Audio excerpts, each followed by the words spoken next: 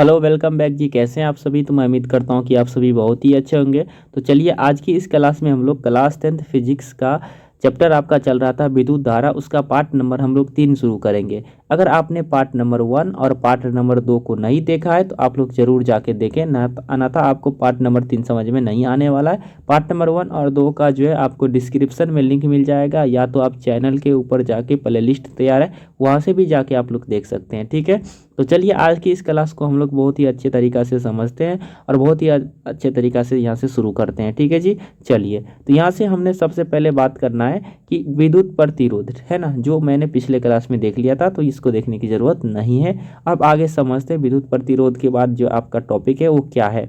तो यहाँ से आपका अगला टॉपिक आता है। सबसे पहले समझ लेते हैं इस चीज़ों को कि परिवर्ती प्रतिरोध क्या होता है, यानी वेरिएबल रेजिस्टेंस किसे कहते हैं। ये चीज़ें सब है ना बहुत कम ही आपको देखने को मिलेगा क्लास 10th के नोट में, यानी कहीं पे ये चीज़ें सब नहीं पढ़ाया जाता है। परिवर्ती प्रतिरोध क्या होता है, ठीक है, ऑब्जेक्टिव के माध्यम से अगर क्वेश्चन आता है तो वहाँ पे बता दिया जाता है, लेकिन मैंने यहाँ पे नोट में शामिल किया है इस चीज़ को कि आखिर क्या होता है ना, ताकि बच्चों को अच्छे तरीके से समझ में आए, है ना, ऑब्जेक्टिव में रटने का ज़रूरत ना पाए। तो देखिए यहाँ पे परिवर्ती प्रतिरोध क्या होता है। तो किसी विद्युत परिपथ में बिना वोल्ट में परिवर्तन किए धारा को घटाने या बढ़ाने वाले अवयव को, यानी कंपोनेंट को, सिस्टम को हम लोग क्या कहते हैं, परिवर्ती प्रतिरोध कहते हैं। देखिए ये आपने अक्सर देखा होगा, ठीक है, अपने घरों में, आपके घर में जो क्या कहते हैं, ऐसे पंखा को कम और ज़्यादा करने वाले आपने एक स्विच देखा होगा, आपके घर में बोर्ड में लगा होता है, इलेक्ट्रिक बोर्ड में, है ना। तो वो यही चीज़ें होता है, ठीक है, जिसको हम वेरिएबल रेजिस्टेंस कहते हैं। ठीक है जी, चलिए। तो ये क्या करता है, तो वोल्टेज को सेम रखता है लेकिन आपके विद्युत धारा के मान को घटाता और बढ़ाता है। तो ये आपने देखा होगा। उसके बाद आपने कहाँ देखा होगा, जैसे आपने एम्पलीफायर में देखा होगा, जिससे आप डीजे बजाते हैं, उसमें बहुत सारे मशीन में से घुमाने वाला रहता है। वो घुमाने वाला क्या होता है, ये परिवर्ती प्रतिरोध ही होता है। वो क्या करता है, वोल्टेज को, है ना, परिवर्तन नहीं करता है और विद्युत धारा को घटा बढ़ा देता है, जिसके कारण में आवाज़ में कमी आती है, या पंखा तेज चलता है या पंखा स्लो चलता है। तो ये सभी चीज़ें जो इस पे ही डिपेंड करता है जी। तो मैं उम्मीद करता हूँ कि अब आप लोग समझ गए होंगे। अब इसी का दूसरा रूप आता है यहाँ पे धारा नियंत्रक, यानी कि करंट कंट्रोलर। तो ये करंट कंट्रोलर क्या होता है, तो देखिए ये क्या करता है कि किसी विद्युत परिपथ में के प्रतिरोध को परिवर्तित करके, यानी कि प्रतिरोध को ही ये चेंज कर देता है, और जिससे होता क्या है कि विद्युत धारा में बदलाव आता है। ठीक है, तो इसको हम क्या कहते हैं, धारा नियंत्रक कहते हैं जी। तो आप बताओ आप ही कि उसी का दूसरा रूप है ना, दूसरा तरीका कह सकते हैं। अगर प्रतिरोध को कम करेंगे, यानी परिवर्तित करेंगे या ज़्यादा करेंगे, तो उससे ऑटोमेटिक हम जानते हैं कि प्रतिरोध को कम या ज़्यादा करने से विद्युत धारा के मान में परिवर्तन आता है। तो इस प्रकार के यंत्र को हम लोग क्या कहते हैं, धारा नियंत्रक कहते हैं। यहाँ से आप इमेज में देख भी सकते हैं। ठीक है जी, ये होता है आपका, है ना, धारा नियंत्रक होता है। यहाँ से टर्मिनल ए होता है, टर्मिनल बी होता है, और ये यहाँ पर धारा को कंट्रोल करता है। चलिए उसके बाद आगे समझते हैं। मैं उम्मीद करता हूँ कि ये सभी चीज़ें आप समझ गए होंगे।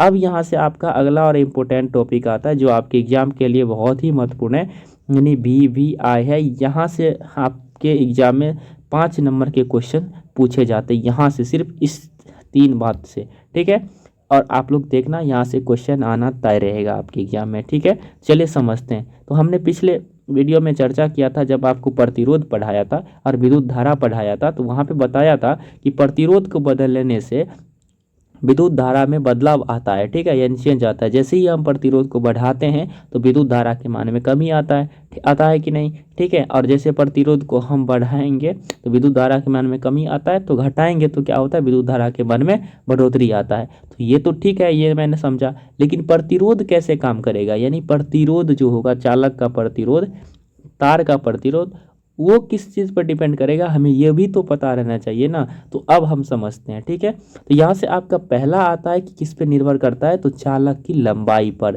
ठीक है, चालक की लंबाई पर कैसे करेगा, आगे समझेंगे। उसके बाद चालक के अनुप्रस्थ काट के क्षेत्रफल पर, यानी जिसे हम बोल सकते हैं तार के मोटाई पर भी डिपेंड करता है। कैसे करेगा, आगे समझेंगे। ठीक है, और अगला आता है आपका तीसरा पॉइंट, है ना, पदार्थ की प्रकृति पर, यानी जो आपका तार है वो तांबा का है ना, लोहा का है, या अल्मुनियम का है, या भी किस चीज़ का बना हुआ, इस पे भी डिपेंड करता है, क्योंकि हर एक मेटल का अपना अलग अलग प्रतिरोध होता है। ठीक है जी, चलिए, और वो भी समझेंगे आगे। तो यहाँ से आपने ये तीनों पॉइंट को याद रखना है। आपके एग्जाम में 2 नंबर में सब पूछा जाएगा सब्जेक्टिव में, और यहाँ से आपको क्वेश्चन भी आएगा कि बताओ निम्नलिखित में से चालक का प्रतिरोध डिपेंड करता है। तो आपको ये तीनों बातें बताना है। ऑब्जेक्टिव में ऑप्शन ए रहेगा, बी रहेगा, सी रहेगा, और ऑप्शन डी में रहेगा एल ऑफ दिस। तो आपको ऑप्शन डी को टिक आउट करना है जी। चलिए अगला आपका क्वेश्चन है, यहाँ से नोट जो अभी मैंने जस्ट बताया था कि किसी धातु के समान चालक का प्रतिरोध उसके लंबाई के अनुक्रमानुपाती यानी समानुपाती होता है तथा उसके अनुप्रस्थ काट के क्षेत्रफल के व्यक्तुक्रमानुपाती होता है। इस बात का क्या मतलब हुआ? देखो वही बात अभी जो मैंने बताया कि आगे बताऊंगा। तो देखिए किसी भी चालक यानी कोई भी तार होता है ना, उसकी लंबाई के अनुक्रमानुपाती होता है उसका प्रतिरोध। कहने का मतलब हुआ कि अगर हम प्रतिरोध है ना, अगर हम तार के लंबाई को बढ़ाएंगे तो प्रतिरोध बढ़ेगा। समानुपाती का मतलब वही होता है कि समान अनुपात से बढ़ेगा, यानी जितना हम लंबाई को बढ़ाएंगे उतना तार का प्रतिरोध जो होगा वो बढ़ेगा। लेकिन उसका उल्टा होता है, अनुप्रस्थ काट के क्षेत्रफल के व्यक्तुक्रमानुपाती होता है। यानी अगर क्षेत्रफल को बढ़ाएंगे यानी तार की मोटाई को बढ़ाएंगे तो चालक का प्रतिरोध जो होगा वो कम होगा। इसीलिए हम बोलते हैं कि अगर हम घर में ज़्यादा मोटा तार का यूज करेंगे तो तार में शॉर्ट लगने की या हीट होने की संभावना कम रहती है। होते हैं ना, तो कहते हैं कि नहीं थोड़ा मोटा तार लगाना घर में ताकि हमारा कोई भी कंपोनेंट जले ना या फिर तार जले ना, कहते हैं ना। तो उसका यही रीज़न होता है कि जैसे ही जितना मोटा हम तार लगाएंगे उसका प्रतिरोध उतना कम होगा और विद्युत धारा उसमें आसानी से चल सकेगा जी। चलिए तो अब शायद आपको समझ में आया होगा। तो इसको हम फार्मूला के अनुसार कैसे लिखते हैं, तो यहाँ से हम देखते हैं। मेरे पास एक ऐसे है ना, ये एक तार है जो आपको दिख रहा है यहाँ पे, ये आपका एक तार है, ठीक है। इसमें कुछ मोटाई है, तार गोलाकार होता है, इसका कुछ ये आपका गोलाकार चीज़ जो है जिसको मोटाई बोलते हैं, ये आपका क्षेत्रफल हुआ, ठीक है, जिसको हम एरिया बोलते हैं, ठीक है। तो उसको हम ए से डिनोट कर लेते हैं जी। और उसके बाद आपका आता है इसका लंबाई, जिसको हम एल से डिनोट कर लेते हैं, ठीक है। और यहाँ पे जो रॉ लिखा हुआ है रेजिस्टिविटी, यानी जिसे हम प्रतिरोधकता कहते हैं, यानी कि तार के पास खुद का कितना प्रतिरोध है उस चीज़ को हम क्या कहते हैं, प्रतिरोधकता कहते हैं, जो आगे भी समझेंगे जी, ठीक है। और यहाँ पे आपको आर जो है वो रेजिस्टेंस है, ठीक है। यहाँ पे लिखा है फार्मूला, तो निकल के क्या आता है, जैसे हम अभी जस्ट समझे कि तार जो प्रतिरोध होता है लंबाई के समानुपाती होता है, ठीक है। और यहाँ पे आपका और क्या होता है, ये जो एरिया होता है एरिया, ये एरिया का क्या होता है, व्यक्तुक्रमानुपाती होता है, यानी उल्टा होता है। तो यहाँ से हम बोल सकते हैं कि आर बराबर है ना प्रोपोर्शनल होता है किसके, एल के, और बट्टा में आपका ए का। तो ये प्रोपोर्शनल का साइन हट जाता है, तो आर बराबर जो है वो ये प्रोपोर्शनल हटता है, तो यहाँ पे आपका आता है रॉ, जिसको हम रेजिस्टिविटी कहते हैं, यानी तार का प्रतिरोध, और बट्टा में आपका एल है ना, सॉरी एल बट्टा ए आता है, जो आपको फार्मूला यहाँ पे लिखा भी है, मैंने आपको समझाया कि ये कैसे आता है, ठीक है।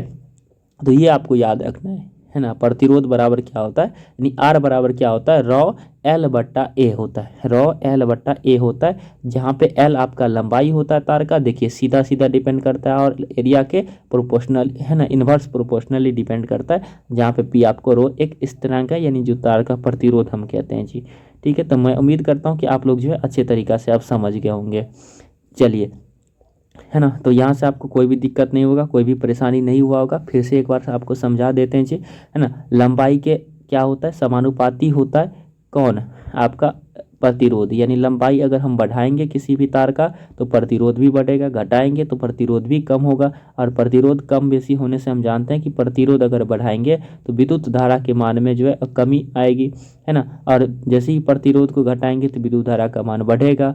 सेम इसी प्रकार से अगर हम एरिया को इंक्रीज करते हैं यानी मोटाई को बढ़ाते हैं तो प्रतिरोध आपका कम होता है, और जिसके कारण आपका विद्युत धारा का मान बढ़ेगा। एरिया को कम करते हैं, तार की मोटाई को कम करते हैं तो आपका रेजिस्टेंस बढ़ेगा और विद्युत धारा का मान जो है वो कमेगा, ठीक है। तो ये सभी बातें मैंने अभी जस्ट बताया, आप लोग समझ सकते हैं जी। चलिए अब हम लोग जानते हैं कि ये आखिर रॉ क्या होता है। तो रॉ देखिए अभी क्या बताएं आपको, किसी चालक पदार्थ के है ना विद्युत प्रतिरोधकता कहते हैं, यानी किसी भी चालक पदार्थ होता है यानी किसी भी तार का अपना जो प्रतिरोध होता है ना उसको हम कहते हैं रॉ, है ना। रॉ से डिपेंड करते हैं जिसे हम विद्युत प्रतिरोधकता कहते हैं, जो यहाँ पे लिखा है और यहाँ से हम समझते हैं। तो देखिए आखिर विद्युत प्रतिरोधकता क्या होता है, जिसे हम रेजिस्टिविटी कहते हैं। तो यह है ना, यह एक चालक का वह गुण है उनके माध्यम से प्रवाहित होने वाला विद्युत धारा के प्रवाह का कितना विरोध करता है। यानी वही बात हुआ, दूसरे शब्दों में कह सकते हैं कि किसी भी तार का वो अपना प्रतिरोध होता है, है ना, जो विद्युत धारा के प्रवाह को रोकता है, विरोध करता है। क्योंकि तार के पास है कोई मेटल है तो उसके पास भी कुछ ना कुछ प्रतिरोध होगा, तो उसी प्रतिरोध को हम क्या कहते हैं, विद्युत प्रतिरोधकता कहते हैं, है ना। तार का प्रतिरोधकता कहते हैं, रेजिस्टिविटी कहते हैं। और अब मान लो किसी कोई मेरे पास यहाँ पे तार है, ठीक है। अब ये तार है, इसका प्रतिरोध, है ना, जितना रहेगा, यानी प्रतिरोधकता जितना रहेगा उतना विद्युत धारा को कम जाने देगा। इसका प्रतिरोधकता जितना कम रहेगा विद्युत धारा को उतना आसानी से जाने देगा। यानी ये डिपेंड करेगा कि आपका जो तार है वो किस चीज़ का बना हुआ है, ठीक है। चलिए, तो यहाँ से सबसे पहले आपका यहाँ से एक चीज़ याद रखना है, एक नोट याद रखना है, ठीक है जी। तो यहाँ से आपका है विद्युत प्रतिरोधकता का असह मात्रक क्या होता है, तो याद रखिएगा ओम मीटर होता है। लेकिन प्रतिरोध का क्या होता था, सिर्फ ओम होता है, लेकिन प्रतिरोधकता का ओम मीटर होता है, आपको याद रखना है जी, ठीक है। चलिए, तो यहाँ से याद रहेगा आपको, उम्मीद करते हैं याद रहेगा। अब यहाँ से आपका आता है प्रतिरोधक, ठीक है, जिसे हम रजिस्टर कहते हैं। ये आपका रहा है रजिस्टर, है ना। आप बहुत सारे चीज़ें में देखे होंगे, आप कोई भी, है ना, इलेक्ट्रिक कंपोनेंट में देखे होंगे, ठीक है। आप अपने कोई भी जो आपका पुराना घर में फेंका हुआ चार्जर होगा उसको आपको फोड़ के देखेंगे, वो बहुत सारी इस प्रकार का चीज़ लगा होता है, इन्वर्टर में लगा होता है, ठीक है। यानी हर एक चीज़ में ये प्रतिरोध लगा रहता है, ठीक है जी। आपने अक्सर ये देखा होगा, ये आपका होता है प्रतिरोध, हम जिसे रजिस्टर कहते हैं, ठीक है। तो अब रजिस्टर का क्या क्या होता है इसके बारे में समझते हैं। तो देखिए, यह एक ऐसी युक्ति है ना, एक ऐसा डिवाइस है जो चालक पर पर्याप्त प्रतिरोध लगाता है, ठीक है। तो इसका क्या कहने का मतलब हुआ, इसका यूज कहाँ पे होता है, ये पर्याप्त प्रतिरोध लगाता है, यानी ज़्यादा से ज़्यादा प्रतिरोध लगाता है। अब होता क्या है बताओ, है ना। अब होने का क्या मतलब है, अब मान लो अगर हमारे, है ना, हमारे पास 12 वोल्ट का करंट है, ठीक है। तो 12 वोल्ट का अगर हमारे पास करंट है, यानी 12 वोल्ट का करंट नहीं चाहिए, मेरे पास 12 वोल्ट है, ठीक है। अब 12 वोल्ट है और मेरे पास 3 वोल्ट का एलईडी है, 3 वोल्ट का मेरे पास एलईडी है। तो अब 12 वोल्ट से 3 वोल्ट अगर हम सीधे जोड़ देंगे तो ये मेरा एलईडी फुका जाएगा। तो इसके लिए कुछ ऐसा होना चाहिए ना, तो इसके लिए ये रजिस्टर हम लगाते हैं, ठीक है। तो यहाँ पे अगर हम 1000 ओम का रजिस्टर लगा दें, यानी 1000 ओम का प्रतिरोध लगा दें ना, तब मेरा जो 3 वोल्ट का बल्ब होगा ये आसानी से जल जाएगा, ठीक है। ये आसानी से क्या होगा, जल जाएगा जी। तो यही काम होता है आपका रजिस्टर का। इसीलिए आपके जो चार्जर हैं या इन्वर्टर होता है या बहुत सारे ऐसे कंपोनेंट होते हैं, या आपने बचपन में एक बैटरी खरीदा होगा और बैटरी का नाम होता है HW, ठीक है। HW बैटरी होता है जो 9 वोल्ट का होता है। उसके बाद आपके, है ना, आपके पास उसमें छोटा छोटा जो एलईडी बल्ब होता है, यानी 1-2 रुपया में देता है, लाल कलर का, हरा कलर का, उसके साथ आपने एक रजिस्टर लगाता होगा इसके साथ, तब जाके आपका जो है बल्ब वो जलता होगा। आपने अक्सर बचपन में ये सब चीज़ें किया होगा, अगर आप, है ना, अच्छे तरीक़ा से देखे होंगे बचपना को। तो चलिए जी, तो शायद आपको विद्युत प्रतिरोध भी समझ में आ गया होगा, रजिस्टर किससे कहते हैं। तो बढ़ते हैं अब अगले टॉपिक के ऊपर, और आपका यहाँ से अगला टॉपिक है सम इम्पोर्टेंट्स नोट, यानी कुछ ऐसे नोट जो आपको मैंने बता दिए हैं, सारी चीज़ें बता दी हैं, लेकिन फिर भी मैं यहाँ से आप सभी के लिए उस चीज़ को लिख दिया है, ताकि आप कभी भी नोट को पढ़ो तो आपको ऐसा ना लगे, है ना, कि हम क्या पढ़ रहे हैं, मतलब बोरिंग सा कभी फील ना हो। ऐसा फील होना चाहिए कि सर का क्लास करके हम अभी आए हैं, ठीक है। कभी भी मेरा नोट पढ़ो तो। चलिए जी, तो आप लोग सपोर्ट जरूर करिएगा, चैनल पे नए आए तो सब्सक्राइब करिएगा, और साथ में आप लोग, है ना, अपने दोस्तों यारों के साथ जरूर शेयर करिएगा जी। तो पहला यहाँ पे पॉइंट क्या आता है, याद रखिएगा कि किसी चालक की लंबाई बढ़ाने पर प्रतिरोध बढ़ जाता है, जो मैंने आपको बताया, और लंबाई घटाने पर प्रतिरोध घट जाता है, ठीक है। चलिए, उसके बाद अगला पॉइंट याद रखना है आपको कि किसी चालक की क्षेत्रफल बढ़ाने पर या मोटाई बढ़ाने पर प्रतिरोध घट जाता है, क्षेत्रफल घटाने से जो प्रतिरोध बढ़ जाता है, यानी कि मोटाई को कम करेंगे तार का, तो उसका प्रतिरोध जो है वो बढ़ जाएगा। उसके बाद अगला पॉइंट यहाँ से आपका क्या आता है कि किसी पदार्थ का प्रतिरोध तथा प्रतिरोधकता दोनों ही ताप में परिवर्तन के साथ बदल जाता है।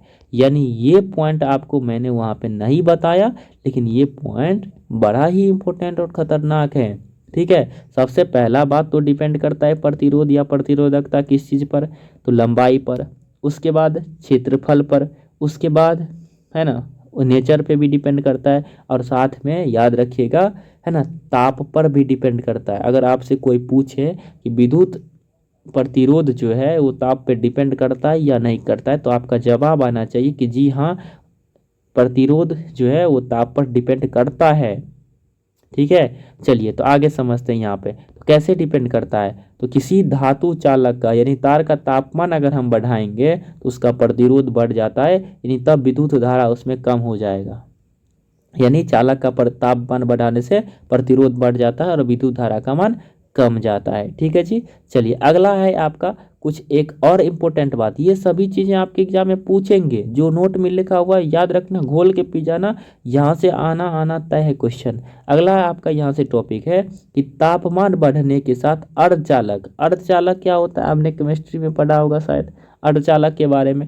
सेमीकंडक्टर जिसे हम कहते हैं, जो आपका सिलिकॉन हो गया, जर्मेनियम हो गया, ये सब सेमीकंडक्टर होते हैं। यानी अब सेमीकंडक्टर क्या होता है यानी अर्धचालक क्या होता है, तो अभी कुछ देर पहले तो बताया था जी सेमीकंडक्टर के बारे में पहला पार्ट में, तो इसीलिए बोलते हैं ना कि आप तीसरा पार्ट में मत आना, पहले पहले पार्ट को जाके देखना ताकि चीज़ें और बेहतर से आपको समझ में आए।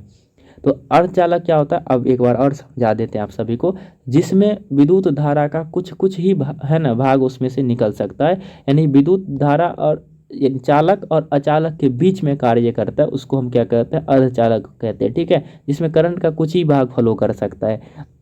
लेकिन अगर वो भी क्या हो, शुद्ध रूप में होता है तब जाके नहीं करता, उसमें कुछ डोपिंग किया जाता है, कुछ अलग से अलग धातु मिलाया जाता है उसमें, तब जाके वो भी काम करता है। तो याद रखिएगा, कोई भी अर्धचालक हो जैसे सिलिकॉन हो, जर्मेनियम हो, अगर तापमान बढ़ाएंगे तो इसका प्रतिरोध क्या होता है, कम होता है। किसका, अर्धचालक का। तो आपके एग्जाम में ऑब्जेक्टिव क्वेश्चन पूछेगा कि तापमान बढ़ाने से अर्धचालक का है ना प्रतिरोध क्या होता है, कम होता है, बढ़ जाता है या सेम रहता है, तो याद रखिएगा कम हो जाता है। लेकिन अगर आपसे ऐसा क्वेश्चन पूछता है कि तापमान बढ़ाने के साथ चालक का प्रतिरोध क्या होता है, तो बढ़ जाता है। ठीक है जी, तो चलिए तो सारे चीज़ें आपके नोट में पड़े रहेंगे, बस आपको यहाँ पे समझना है। उसके बाद यहाँ से एक और इम्पोर्टेंट नोट आपको समझना है और याद रखना है कि चालक का प्रतिरोध का परिसर जो होता है यानी रेंज होता है ना। कोई भी चालक होता है, यानी जैसे हो गया आपके पास एल्युमिनियम हो गया है ना, आपके पास चांदी हो गया, आपके पास लोहा होगा, तो इसका कुछ ना कुछ अलग अलग प्रतिरोध होगा ना। तो चालक का प्रतिरोध याद रखिएगा सबसे कम होता है। ठीक है, सबसे कम क्या कहने का मतलब, चालक, कुचालक और अर्धचालक में सबसे कम होता है, क्योंकि तभी तो इसमें विद्युत धारा बहुत ज़्यादा से ज़्यादा पास कर पाते हैं। तो याद रखिएगा 10⁻⁸ ओम मीटर से लेकर 10⁻⁻6 ओम मीटर के बीच में होता है। कोई भी चालक है, जैसे कोई भी तार है, उसका प्रतिरोध होता है। उसके बाद याद रखिएगा अगला आपका पॉइंट है कि कुचालक का प्रतिरोध जो है वो 10⁻12। अब बताओ 10⁻12 का क्या मतलब हुआ, 10 पे 12 को जीरो बैठाते रहो यार, इसके पास इतना प्रतिरोध है, तो इसीलिए तो ये करंट को नहीं जाने देता है। जैसे प्लास्टिक हो गया, पत्थर हो गया, इसमें कभी करंट जाता है क्या, कपड़ा हो गया, इसमें करंट जाता है क्या, नहीं जाता है, क्योंकि ये कुचालक है। ठीक है, उसके बाद कहाँ से कहाँ होता है, ये तो मैंने कम मिनिमम बताया, मैक्सिमम 10⁻17 ओम मीटर तक होता है, यानी इतना कड़ा प्रतिरोध होता है कुचालक का, इसलिए ये भी तो धारा को जाने नहीं जाता है। चलिए उसके बाद आपका अगला और इम्पोर्टेंट पॉइंट आता है और महत्वपूर्ण प्रश्न यहाँ से आता है आपका, याद रखिएगा कि विद्युत बल्ब का जो तंतु होता है वो टंगस्टन का बना होता है। ये क्वेश्चन बार बार पूछता है ना, जो शायद आगे में भी बताऊंगा आपको। ठीक है जी, चलिए तो सबसे पहला यहाँ से आपको याद रखना है, विद्युत बल्ब जो है उसका तंतु टंगस्टन का बना होता है। ठीक है, और टंगस्टन का ताप जो है वो 3380 सेल्सियस होता है, ये भी याद रखिएगा। और आपके ऑप्शन में 3500 दिया रहेगा आपके एग्जाम में, तो आपको टिक आउट करके आना है। ठीक है, चलिए उसके बाद आपसे अगर ये पूछा जाए, सर जी ये तो बता दिया कि विद्युत है ना, सब धातु का अलग अलग एक प्रतिरोध होता है ना, सबसे कम होता है, सबसे ज़्यादा होता है, लेकिन सबसे अच्छा चालक कौन सा होता है, फिर सबसे अच्छा चालक चालक याद रखिएगा चांदी होता है। यानी विद्युत का सबसे अच्छा चालक होता है चांदी। ठीक है, जिसे हम सिल्वर कहते हैं, यानी विद्युत धारा सबसे ज़्यादा चांदी में होकर पास करेगा। ठीक है, याद रखिएगा, क्योंकि इसका चांदी का जो प्रतिरोध होता है सबसे कम होता है, यानी कि सबसे कम प्रतिरोध अगर किसी भी धातु का आपसे पूछा जाए तो वो होता है चांदी। और अगर पूछा जाए कि विद्युत का सबसे अच्छा चालक कौन सा होता है, तो आपको याद रखना है चांदी होता है। आपके एग्जाम में 100% गारंटी देते हैं ये क्वेश्चन आएगा तो आएगा। ठीक है, चलिए तो उम्मीद करते हैं कि आप सभी को यहाँ तक सारी चीज़ें क्लियर हुआ होगा। ठीक है, तो अब यहाँ से आपका टॉपिक आता है जी अगला टॉपिक है यहाँ से प्रतिरोधकों का संयोजन। अब ये क्या आ गया है, प्रतिरोधकों का संयोजन। तो यानी अगर आपके पास संयोजन का मतलब क्या होता है, जोड़ना। ठीक है, आप प्रतिरोधकों का मतलब जो प्रतिरोध आपने अभी कुछ देर पहले पढ़ाया था, आपको बताया था रेजिस्टर के बारे में। अब रेजिस्टर के बारे में, तो रेजिस्टर का संयोजन हम लोग कैसे करते हैं इनके बारे में समझते हैं। कि मान लो अगर आपके पास कोई एक, जैसे हमने पिछले वीडियो में मतलब अभी कुछ देर पहले बात किया कि आपके पास 1000 ओम का है ना, अगर आप प्रतिरोध लेते हैं तो आप 12 वोल्ट से 3 वोल्ट पर आ सकते हैं। ठीक है, लेकिन अगर ऐसा आ जाए कि आपको 24 वोल्टेज से 3 वोल्ट पर आना चाहिए, तब तो एक और आपको रेजिस्टर चाहिए ना, कि नहीं चाहिए। तो फिर 2 रजिस्टर है तो उसको हम कैसे ऐड करेंगे। अब मान लो एक रजिस्टर ये है मेरे पास, ठीक है, और एक रजिस्टर ये है मेरे पास। तो अब इनका जो दो तार है ना, 2 तार है, तो क्या दोनों को हम एक में लगा देंगे तब अच्छा रहेगा, है ना। यानी पहले पहले को जोड़ देंगे, पहला पहला को जोड़, दूसरा दूसरा को जोड़ देंगे तब लगाएंगे, ये अच्छा रहेगा। या फिर एक प्रतिरोध ऐसे है तो एक का तार इसमें, एक का तार इसमें, ठीक है, और फिर इधर से एक और इधर से एक जो बचा रहेगा उसमें हम इलेक्ट्रिक कंपोनेंट लगाएंगे। तो यानी कैसे लगाएंगे, सीरीज में लगाएंगे या फिर पैरेलल में लगाएंगे, कहने का ये मतलब हुआ। तो चलिए समझते हैं अब। तो यहाँ से सबसे पहला आपका आता है कि प्रतिरोधकों का संयोजन, यानी प्रतिरोध को हम कैसे ऐड करते हैं, कैसे जोड़ते हैं। तो याद रखिएगा कि किसी विद्युत परिपथ में प्रतिरोधकों का लगाना जो है और प्रतिरोधकों का संयोजन कहलाता है। चलिए सिंपल सा बात है। तो यहाँ से पहला आता है, 2 प्रकार का होता है, तो इसमें पहला आता है आपका श्रेणी क्रम संयोजन, यानी कि सीरीज कॉम्बिनेशन। हम सीरीज में कैसे लगाते हैं, ठीक है, जिससे हम तो याद रखिए आपके पास मान लें एक R1 है, एक R2, R3, R4, R5 ऐसे करके डॉट डॉट Rn प्रतिरोध है, मतलब अनंत प्रतिरोध है आपके पास। तो अगर पूछा जाए कि कुल प्रतिरोध क्या होगा, है ना, यानी समतुल्य प्रतिरोध क्या होगा, तो आपको बताना है कि अगर आर एस का मतलब हुआ कि आर सीरीज में है, यानी रजिस्टर जो आपका लगा हुआ है वो सीरीज में है, तो याद रखिएगा आपको सिंपली ऐड कर देना, यानी R1, R2, R3, R4, R5 N dot dot Rn तक, यानी कि अनंत, मतलब जितने आपके पास रजिस्टर है ना, अगर उनको आप सीरीज में लगाते हैं तो सभी का प्रतिरोध जो है वो एक साथ कैलकुलेट होगा, यानी जुट जाएगा, यही कहने का मतलब हुआ। तो आप बताओ किसी भी, है ना, प्रतिरोध को श्रेणी क्रम में जोड़ने का फ़ायदा है या फिर पैरेलल में जोड़ने का फ़ायदा होगा। चलिए इसका जवाब हम ऐसे आगे जब समझेंगे, ठीक है, जब पैरेलल पढ़ लेंगे तब। यहाँ पे मान लो आपके पास कोई इलेक्ट्रिक कंपोनेंट है, यानी सर्किट है, देखिए यहाँ पे भी का मतलब हुआ कोई भी बैटरी यहाँ पे लगा हुआ है प्लस माइनस, इसमें से करके वोल्टेज जा रहा है यानी करंट जा रहा है ना। तो R1 प्रतिरोध, R2 प्रतिरोध, R3 प्रतिरोध से होकर जाएगा। तो अब बताओ इसका जो टोटल इस सर्किट का प्रतिरोध है वो कितना हो जाएगा। मान लो R1 का मान 100 ओम है, R2 का मान भी 100 ओम है और R3 का मान भी 100 ओम है। तो इसका मतलब अगर टोटल है पूछा जाए कि इस सर्किट में कितना प्रतिरोध होगा समतुल्य, तो हम जानते हैं जब सीरीज में जुड़ा है, और सीरीज का मतलब क्या होता है, तो देखो पहला है ना, ये जो पहला प्रतिरोध इसका 2 सिरा होगा, तो पहला प्रतिरोध का दूसरा सिरा जो है वो दूसरे प्रतिरोध के पहले सिरा के साथ जुड़ेगा, फिर दूसरा प्रतिरोध का जो दूसरा सिरा होगा वो तीसरे प्रतिरोध के पहला सिरा के साथ जुड़ेगा, तीसरा का जो है वो लास्ट में ये सर्किट में जुड़ेगा। तो ये आपका सीरीज कॉम्बिनेशन कहलाता है जी, ठीक है। तो चलिए, तो यहाँ पे हम जानते हैं, तो आप बताओ इसका 100 था, इसका 100 था, इसका 100 था, तो तीनों मिला के कितना हो जाएगा, मतलब 300 ओम। इस टोटल सर्किट का यानी टोटल जो परिपथ है इसका प्रतिरोध 300 ओम हो जाएगा। यही था आपका श्रेणी क्रम संयोजन, मतलब सीरीज कॉम्बिनेशन। चलिए आगे समझते हैं और इस पे कुछ क्वेश्चन लगाते हैं।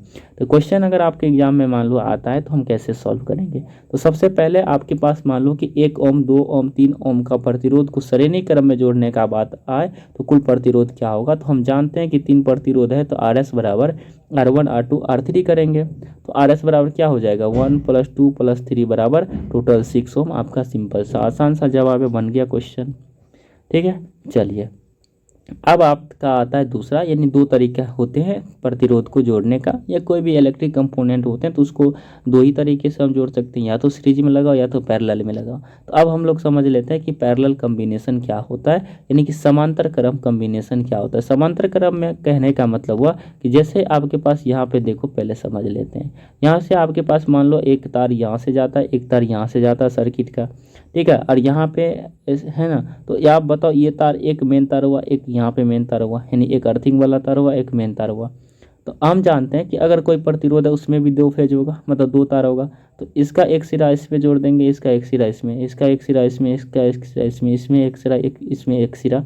ठीक है, यही आपका क्या कहलाता है, पैरेलल क्रम कहलाता है, यानी कि समांतर क्रम कहता है, मतलब पैरेलल में जोड़ दो, सीधा सीधा जोड़ दो इसको। ठीक है, तो शायद आप समांतर क्रम समझ गए होंगे। तो अब देखो आपके पास कैसे हम इसको सोल्यूशन करेंगे। तो वैसे मान लो कि आपके पास R1 R2 R3 R4 और R5 डॉट डॉट Rn तक प्रतिरोध है, यानी इतने प्रतिरोध आपके पास, मतलब कितने भी हो। ठीक है, तो कुल प्रतिरोध आपको कैसे निकलेगा, यानी कुल समतुल्य प्रतिरोध Rp बराबर, ठीक, Rp का मतलब पैरेलल कॉम्बिनेशन का आपसे पूछा है, प्रतिरोध क्या होगा। तो याद रखिएगा 1/R1 plus 1/R2 plus 1/R3 ऐसे डॉट डॉट 1/Rn तक होता है, यानी कि हम बट्टा में सबको जोड़ेंगे। ठीक है, कैसे जोड़ेंगे, अगर समांतर क्रम में पूछा जाता है तो बट्टा में जोड़ेंगे, यानी 1/R1 plus 1/R2 plus 1/R3 ऐसे करके जोड़ेंगे, तब जाके आपका जो है उस समांतर क्रम में जो है वो कुल प्रतिरोध निकलेगा। और अब आप ही बताओ यार, अब कोई भी चीज़ बट्टा में है तो क्या समझ में आता है, इसका मतलब इसका मान जरूर कम आएगा। कोई भी चीज़ बट्टा में है इसका मतलब उसका वैल्यू कम आएगा। तो अब आप बताओ कि कोई भी प्रतिरोध को समांतर क्रम में जोड़ने में फ़ायदा है या फिर सीरीज में जोड़ने में फ़ायदा है, यानी कि श्रेणी क्रम में। तो आपका जवाब आएगा सर जी सीरीज में जोड़ेंगे तो मान ज़्यादा आएगा, और पैरेलल में जोड़ेंगे तो मान जो है वो कम आएगा। ठीक है, तो याद रखना है ये भी चीज़, आपको गोल कप भी जाना है कि समांतर क्रम। चलिए, तो अब यहाँ से आपका क्वेश्चन आता है। देखिए क्वेश्चन क्या है ना, इस पे भी एक सेम क्वेश्चन कर लेते हैं। देखिए जो क्वेश्चन आपने सीरीज में किया था उसी क्वेश्चन को यहाँ पे भी करते हैं। तो आपका यहाँ से आता है 1 ओम 2 ओम, सेम क्वेश्चन है। अगर इसको हम क्या करेंगे, समांतर क्रम में जोड़ेंगे तो कुल प्रतिरोध आपसे पूछा है, तो 1/Rp क्या हो जाएगा, देखो 1/1 प्लस 1/1/2 1/3, तीनों का अगर एलसीएम लेके हम जोड़ेंगे तो वो 6 आता है आपका, यानी 11/6 आएगा। और अब 11/6 आएगा तो आपको Rp निकालना है, आप इसको क्रॉस मल्टीप्लिकेशन कर दीजिएगा तो 6/11 आता है, जिसका आंसर जो सही सही आएगा 0.545 आएगा। तो अब बताओ उसका कितना आया था जी, उसका कितना आता है ना, जो पीछे में अगर सेम को अगर हम सीरीज में जोड़ेंगे तो 2 1 3 2 5 1 6, यानी कि RS का मान जो है वो 6 ओम आएगा, और RP का जो मान आया 0.5 आया। अब बताओ कितना का डिफरेंस हो गया यार, बहुत का डिफरेंस हो गया ना कि नहीं हुआ, बताओ। तो इसलिए अगर कभी पूछे आपसे कि बताओ जो प्रतिरोध है उसको समांतर क्रम में जोड़ने में फ़ायदा है या सीरीज में जोड़, मतलब सॉरी समांतर क्रम में जोड़ना है या सीरीज में जोड़ने में फ़ायदा है, तो आपका जवाब आना चाहिए श्रेणी क्रम में जोड़ना है, यानी सीरीज में जोड़ेंगे तो हमें ज़्यादा बेनिफिट है। ठीक है, चलिए तो यहाँ से आप समझ लेते हैं, इसमें भी है आपका कुछ इम्पोर्टेंट नोट, जो बात मैंने आपको बताया वही चीज़ यहाँ पे शामिल किया गया है। तो चलिए बारी बारी से इसको भी हम समझ लेते हैं। तो सबसे पहला कि प्रतिरोध के श्रेणी क्रम संयोजन में परिपथ के हर भाग में विद्युत धारा समान होगी, अर्थात प्रत्येक प्रतिरोध से विद्युत धारा समान प्रवाहित होगी। कहने का मतलब हुआ कि अगर आप प्रतिरोध को श्रेणी क्रम में संयोजित करते हैं, यानी हम बैक आते हैं, जैसे यहाँ पे श्रेणी क्रम में जुड़ा हुआ है ना, तो कहने का मतलब हुआ कि अगर कोई भी प्रतिरोध श्रेणी क्रम में जुड़ा हुआ है, ठीक है, तो अगर इसमें से मान लो यहाँ से एक बैटरी लगा हुआ है और 2 एम्पियर का धारा जा रहा है, इस सर्किट से होकर 2 एम्पियर का ऐसे ऐसे ऐसे ऐसे करके यहाँ पे धारा जा रहा है। ठीक है, तो इस प्रतिरोध में भी 2 एम्पियर का धारा जाएगा, इसमें भी 2 एम्पियर का धारा जाएगा, इसमें भी 2 एम्पियर का धारा जाएगा, यानी कि सभी प्रतिरोध में जो है विद्युत धारा का मान सेम रहेगा, यानी फिक्स रहेगा। ये चीज़ कहता है अगर समांतर क्रम में हम जोड़ते हैं तो। ठीक है, याद रखिएगा, यानी कि वोल्टेज का वहाँ पे कमी हो जाएगा जी, यानी वोल्टेज डिफरेंस हो जाएगा लेकिन आपका धारा जो है वो सेम रहेगा, याद रखिएगा। चलिए तो समझ में आया, उम्मीद करते हैं। चलिए अगला है यहाँ से, चलिए अगला और दूसरा नोट है आपका कि श्रेणी क्रम में समतुल्य प्रतिरोध किसी प्रतिरोध है ना, किसी प्रत्येक प्रतिरोध से अधिक होता है। यानी कि अगर कोई भी आपका जैसे आपने बात किया यहाँ पे कि एक ओम का, एक 2 ओम का और एक 3 ओम का हम प्रतिरोध लेते हैं 3, और इसको हम श्रेणी क्रम में हम जोड़ते हैं तो समतुल्य प्रतिरोध प्रत्येक प्रतिरोध से अधिक होगा। मान लें 2 आपके पास है, ठीक है, इन 2 को जोड़ेंगे तो आपका कुल प्रतिरोध कितना आएगा, 3 आएगा। तो बताओ प्रत्येक प्रतिरोध, यानी कि अगर पहला वाला से भी ये देखो 3 अधिक है और दूसरा वाला से भी ये 3 अधिक है, इसका मतलब प्रत्येक से अधिक हुआ ना, और ये सभी में लागू हुआ। अगर 3 को पकड़ेंगे तब देखो 1 ओम को, 2 ओम का, 3 ओम का, तीनों का समतुल्य प्रतिरोध निकालेंगे तो 6 आता है। तो बताओ ये पहला वाला से भी बड़ा, दूसरा से भी बड़ा और तीसरा से भी बड़ा। तो यही आपका दूसरा कहता है कि श्रेणी क्रम में जोड़ने से समतुल्य प्रतिरोध प्रत्येक प्रतिरोध से अधिक आता है, ठीक है। चलिए फिर आगे समझते हैं। यहाँ से आपका अगला और तीसरा नंबर पॉइंट है कि प्रतिरोध के समांतर क्रम में संयोजन में परिपथ के हर भाग से विभवांतर समान रहता है, अतः प्रत्येक प्रतिरोध से समान विभवांतर प्रवाहित होता है। यानी कहने का मतलब हुआ कि अगर आप प्रतिरोध को समांतर क्रम यानी पैरेलल में संयोजन करते हैं तो परिपथ के हर भाग से विभवांतर समान रहता है, अर्थात प्रतिरोध से समान विभवांतर प्रवाहित होगा। यानी कि अगर आप समांतर क्रम में जोड़ते हैं इस प्रतिरोध को, यानी कि कुछ इस प्रकार से जोड़ते हैं समांतर क्रम में, तो इसमें से जो जाएगा ये वोल्टेज सेम रहेगा। अब यानी कि वोल्टेज फिक्स रहेगा जब समांतर क्रम में जोड़ेंगे। अगर मान लो 220 वोल्टेज जा रहा है तो 220 ही जाएगा, लेकिन धारा का मान अलग अलग हो जाएगा, ठीक है। तो यही बात यहाँ पे कहा गया है। चलिए फिर आगे समझते हैं। यहाँ से आपका प्रतिरोध है ना, तीसरा समझ लिया। चलिए अब आपका है चौथा, और चौथा नंबर सवाल यहाँ से क्या है देखते हैं। तो चौथा नंबर, सॉरी सवाल नहीं, चौथा नंबर यहाँ से आपका टॉपिक नोट है। देखिए समांतर क्रम में समतुल्य प्रतिरोध किसी व्यक्तिगत प्रतिरोध से कम होता है। यानी जो आपने अभी कुछ देर पहले समझा था कि श्रेणी क्रम में जोड़ने से क्या होता है, समतुल्य प्रतिरोध प्रत्येक प्रतिरोध से कम होता है। उसी प्रकार से आपको याद रखना है कि समतुल्य प्रतिरोध जो है वो समांतर क्रम में प्रत्येक व्यक्तिगत से कम होता है। मान लो 1 का 1 है, ठीक है, 1 2 है, तो 2 का ही हम लेते हैं एग्जाम्पल में। इन दोनों को अगर हम समतुल्य निकालेंगे तो कितना आएगा, 1/1 प्लस 1/1/2 करेंगे, जो आपका 1/1.5 के बराबर आता है, ठीक है। अब 1.5 ओम आएगा तो बताओ, अब ये 1.5 ओम जो है वो 1 से क्या है बताओ, ठीक है, किसी व्यक्तिगत प्रतिरोध से क्या होगा, कम ही होगा। तो ये कैसे हुआ जी, 1 मिनट, ठीक है। तो ये 1/1 प्लस 1/2 को जोड़ेंगे, एलसीएम आपका कितना आएगा, एलसीएम कर लेते हैं, 2 आएगा, 2 और प्लस में यहाँ पे सॉरी है ना, तो ये कितना आता है जी, तो 3/2 और ये 1/RP ना आता है, और RP हम निकालेंगे तो ये 2 को ऊपर देंगे और 3 को नीचा देंगे, तो यहाँ पे कितना आ जाएगा, 0.66 करके आता है, ऐसे करके। तो बताओ अब 0.66 जो है ये 1 से भी कम होगा, ये 2 से भी कम होगा ना। तो ये समांतर क्रम में कम आता है, ये याद रखिएगा जी, ठीक है।